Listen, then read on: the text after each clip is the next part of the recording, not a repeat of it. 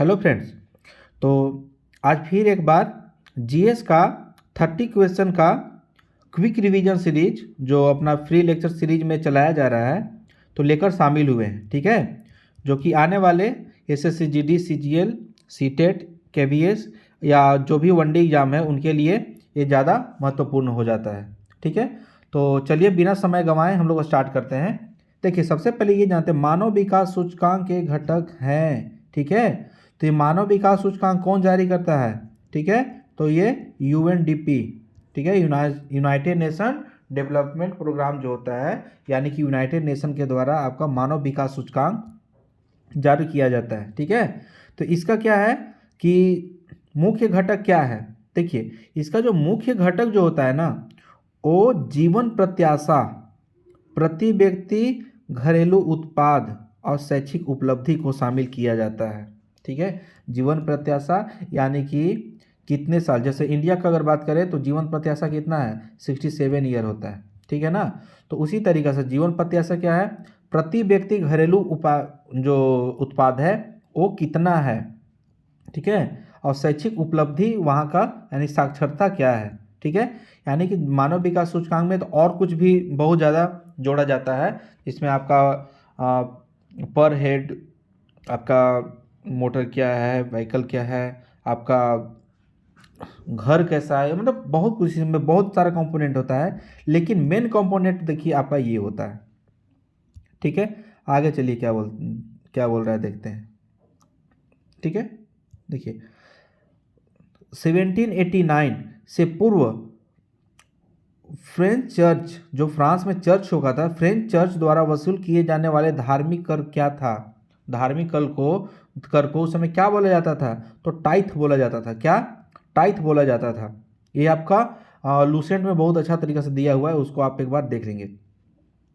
आर्थिक शब्दावली में किसी एक राष्ट्र में एक वर्ष में उत्पादित अंतिम वस्तुओं एवं सेवाओं के कुल बाजार मूल्य को क्या जाना जाता है, बताइए। क्या चीज के नाम से जाना जाता है, यानी कि जीडीपी का नाम आप लोग सुने होंगे, ठीक है। यानी कि एक वर्ष, यानी इंडिया में कब से है आपका, फरवरी से जनवरी, ठीक है। बजट पास होता है ना, यानी कि फिनेंशियल ईयर जो होता है, वन फिनेंशियल ईयर जो होता है, यानी कि मार्च से अप्रैल जो हुआ करता था, ठीक है। तो अभी बदल दिया गया है, तो आपका बजट पास किया जाता है। तो मतलब एक वर्ष में अंतिम सेवाओं एवं वस्तुओं एवं सेवाओं का मूल्य जो बाजार मूल्य पे होता है, ठीक है। आधार मूल्य, एक बाजार मूल्य अलग होता है, जो पिछले वीडियो में भी ये बताया जा चुका है कि आपका बेस प्राइस क्या होता है और मार्केट प्राइस क्या होता है, ठीक है। तो ये जीडीपी के रूप में होता है, ठीक है। उसको क्या बोलते हैं हम लोग, जीडीपी बोलते हैं, सकल घरेलू उत्पाद, ठीक है। आगे बोल रहा है एशियाटिक सोसाइटी ऑफ बंगाल के संस्थापक कौन थे, बताइए। ये तो सब जान रहे होंगे। तो ये आपका विलियम जोन्स थे, सर विलियम जोन्स थे, ठीक है। मैक्स मुलर कौन था, बताइए। और मैकाले कौन था, ठीक है।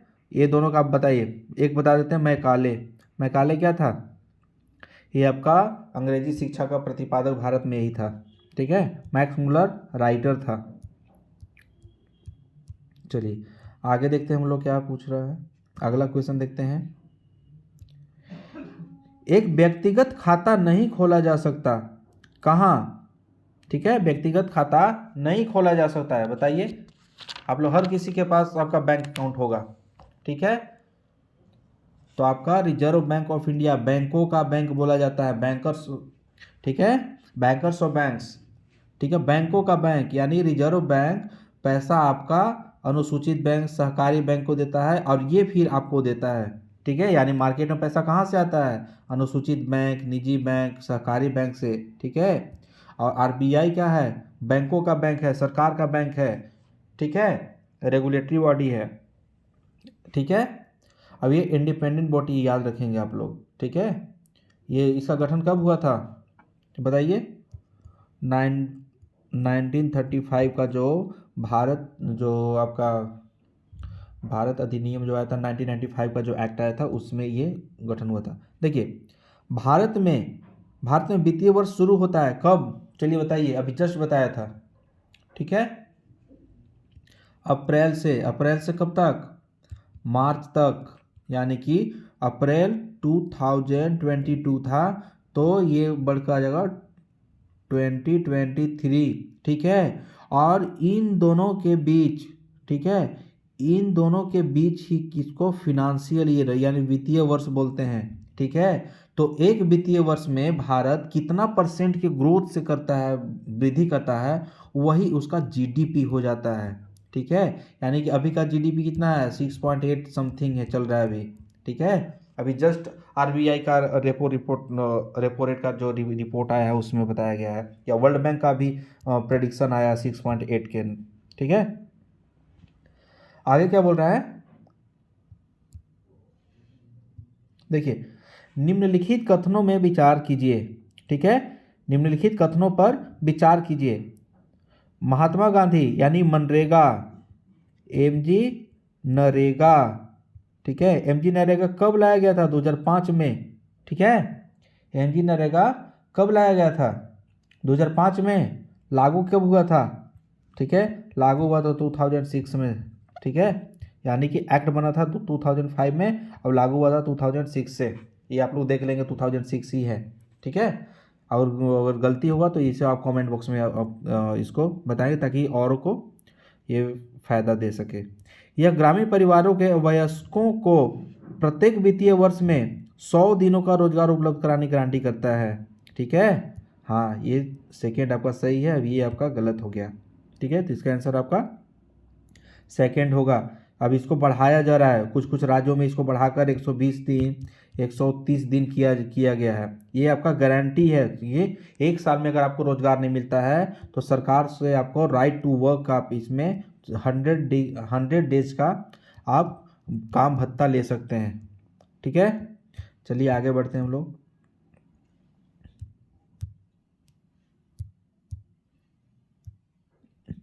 भारत में कृषि आधारित उद्योगों में सूती वस्त्र उद्योग के बाद दूसरा सबसे बड़ा उद्योग कौन सा है, बताइए।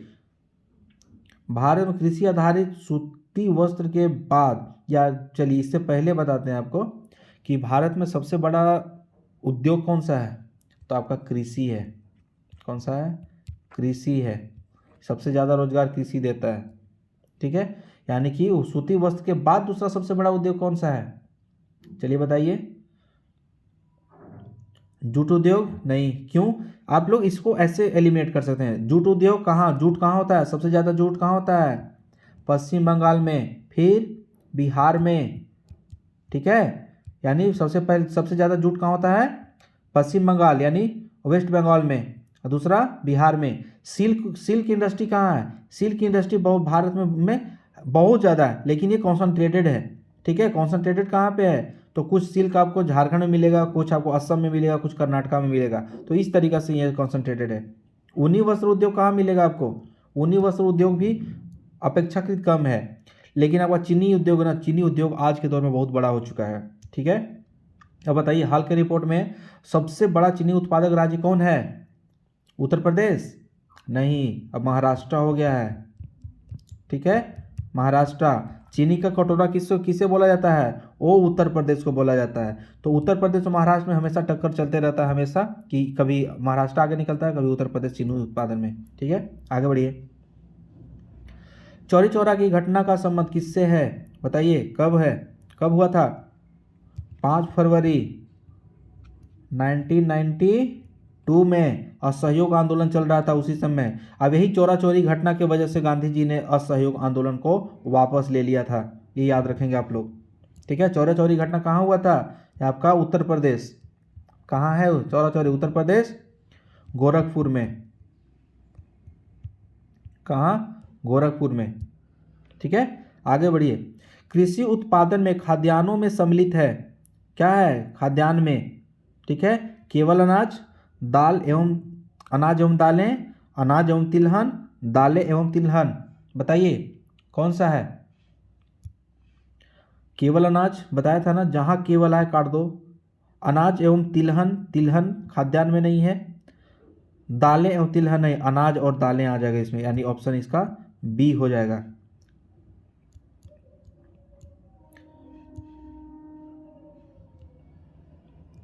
देखिए इसमें क्या बोला, भारत में कृषि क्षेत्र में पाई जाने वाली बेरोजगारी कैसी है, कैसी बेरोजगारी है बताइए। कृषि क्षेत्र में, याद रखें क्या चीज़ में, कृषि क्षेत्र में, यानी कि मौसमी बेरोजगारी है। भारत में कृषि मौसम पे आधारित है, इसीलिए मौसमी बेरोजगारी यहाँ पे ज़्यादा होता है। ठीक है, यानी कि बरसात के समय में लोगों को ज़्यादा से ज़्यादा मिलेगा आपका रोजगार, और जैसे ही बरसात का मौसम ख़त्म होता है और बरसात धान धान रोपनी से लेकर धान के कटनी तक, ये बीच में जो होता है ना, वो लोग बेरोजगार हो जाते हैं। तो इसी को हम लोग मौसमी बेरोजगार बोलते हैं। ठीक है, औरंगजेब ने लगभग 25 वर्ष दक्कन में बिताए थे, क्योंकि क्यों बिताया था बताइए। क्योंकि देखिए 25 वर्ष तक ना, जब जब आपका औरंगजेब का शासन था उस समय शिवाजी महाराज लगातार मराठा साम्राज्य का विस्तार कर रहे थे। तो औरंगजेब और आपका शिवाजी के बीच ये लगातार चल रहा था, कंपटीशन चल रहा था। तो ये मराठा विस्तार को नियंत्रित करना चाह रहा था औरंगजेब, इसीलिए वो दक्कन में बैठा हुआ रहता था। ठीक है, आगे देखिए क्या है, निम्नलिखित दिल्ली सुल्तानों को काल क्रमानुसार संयोजित कीजिए, बताइए कब। देखिए कुतुबुद्दीन ऐबक, ठीक है, मोहम्मद गौरी, जब आपका चंदावर का युद्ध जब हुआ था, तराइन का युद्ध में पृथ्वी राज को हराया, इसके बाद चंदावर का युद्ध में वो जयचंद को हराया, जयचंद ही शायद, हाँ जयचंद को हरा जाता है। इसके बाद जो मोहम्मद गौरी जो था वो कुतुबुद्दीन ऐबक उसका गुलाम था, उसको लाहौर में भारत का गद्दी देकर और वो यहाँ से चला जाता है। ठीक है, लेकिन चौगान खेलते समय कुतुबुद्दीन ऐबक का मृत्यु हो जाता है। अब मृत्यु हो जाता है तो फिर कौन बनता है, इल्तुतमिश। ठीक है, इल्तुतमिश मरने के बाद उसके बाद देखेंगे आपका कि एक दो उसके जो बेटे होते हैं वो सक्षम नहीं होते हैं और राजगद्दी को नहीं संभाल पाते हैं, तो रजिया गद्दी को फेर बदल करके पकड़ लेती है और वो शासक बनती है, जो कि भारत की पहली महिला शासक इसी को बोला जाता है, रजिया सुल्तान को बोला जाता है। ठीक है, उसके बाद रजिया के बाद कौन आ जाता है, नसीरुद्दीन आ जाता है। ठीक है, तो इसका जब आप आंसर देखेंगे तो ABCD होगा। ठीक है, यानी कि रजिया को जब मुल्तान जाते समय उसको रास्ता में जब उसको मार दिया जाता है तो आपका नसीरुद्दीन उसको बना वहाँ बन जाता है। ठीक है, वहाँ पे हमेशा गुड़ चलता है, उसी समय बलबन आपका आएगा, फिर इसके बाद बलबन आता है। ठीक है, आगे देखिए क्या बोल रहा है ये, भारत में सिक्कों की ढलाई की जाती है। ठीक है, किसके द्वारा, सिक्कों की ढलाई। ठीक है, सिक्कों की ढलाई हमेशा भारत सरकार के द्वारा, और नोटों की छपाई आपका किसके द्वारा किया जाता है, आपका रिजर्व बैंक। एक का जो सिक्का होता है या एक का नोट पे किसका साइन होता है, जब भी आप देखेंगे कि सारे नोट पे reserve bank of India RBI governor का साइन होता है, लेकिन एक का जो होता है उस पर किसका होता है, वित्त सचिव का। ठीक है, फिनेंशियल सेक्रेटरी जो सचिव होते हैं उनका वो उस पर साइन होता है। आगे क्या बोल रहा है, भारी वर्षा से अत्यधिक निछालन वाले क्षेत्रों में कौन सी मिट्टी पाई जाती है। ठीक है, यानी ज़्यादा वर्षा होगी तो वहाँ पे क्या होगा, यानी कि मिट्टी का कटाव ज़्यादा होगा, निछालन ज़्यादा होगा, तो कौन सा मिट्टी वहाँ पाया जाएगा बताइए। उसको लेटराइट मिट्टी बोलते हैं। लेटराइट मिट्टी भारत में कहाँ पाया जाएगा, तो जहाँ पे ज़्यादा पानी होगा। ज़्यादा पानी कहाँ होता है, तो पश्चिमी घाट में होगा, पश्चिमी घाट में, और आपका नॉर्थ ईस्ट में होगा। ठीक है, तो आप देखेंगे कि दक्कन का जो प्लेटू है उसका जो साउथ वाला जो रीजन होता है वहाँ पे लेटराइट मिट्टी आपको ज़्यादा देखने को मिलेगा। ठीक है, लेटराइट मिट्टी और लाल मिट्टी बस हल्का फर्क होता है। ठीक है, ये ध्यान रखेंगे आप लोग। मानववाद का अग्रदूत था। ठीक है, मानववाद का अग्रदूत किसे बोला जाता है। ठीक है, तो पेट्रार्क को बोला जाता है, किसे, पेट्रार्क को। आगे देखिए अगला अगला क्वेश्चन क्या बोल रहा है, भारतीय रिजर्व बैंक का मुख्यालय कहाँ है बताइए, कहाँ पे है, आपका मुंबई में है। निम्नलिखित में से कौन सा अकबर का समकालीन मतलब कि थी, कौन बताइए, अकबर का, तो अकबर का कौन था, ये आपका फारस का शाह अब्बास। ठीक है, विक्टोरिया रानी नहीं। ठीक है, फारस का शाह अब्बास। देखिए आगे क्या बोल रहा है आपका,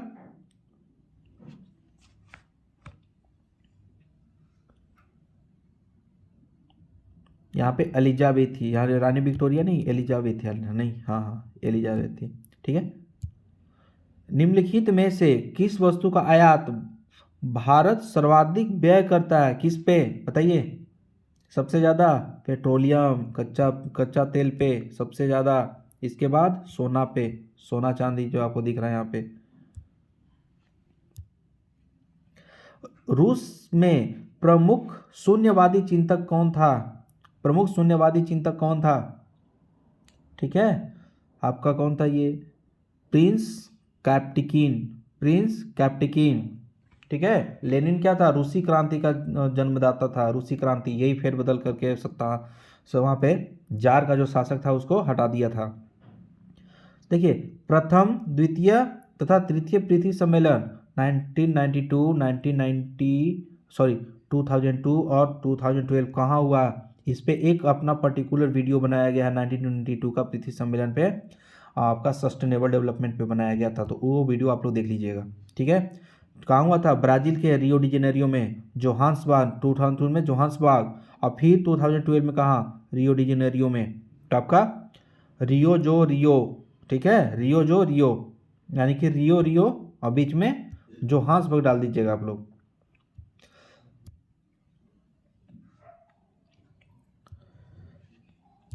अगला क्वेश्चन आप लोग का है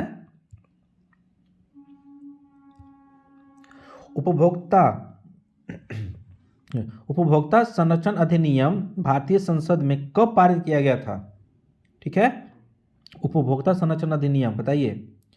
24 दिसंबर 1986, ये आपका आंसर होगा। प्रोजेक्ट टाइगर की शुरुआत हुई थी कब बताइए? और ये बहुत इंपॉर्टेंट है, यहाँ से क्वेश्चन पूछने की संभावना है। ठीक है ना, प्रोजेक्ट टाइगर 1973 में, ठीक है 1973 में, और जस्ट आप देखिए अभी कितना है 2023 आने वाला है, अब ये 50 ईयर्स, तो ये क्वेश्चन ज़्यादा इंपॉर्टेंट बन जाता है, याद रखिएगा आप लोग। ठीक है। भारत में कृषि ऋणों का शीर्ष निकाय कौन सा है? कृषि ऋण का जो कृषि ऋण ज़्यादा देता है कौन सा? राष्ट्रीय कृषि एवं ग्रामीण विकास बैंक, इसका 4 आंसर होगा। आगे बढ़ते हैं हम लोग।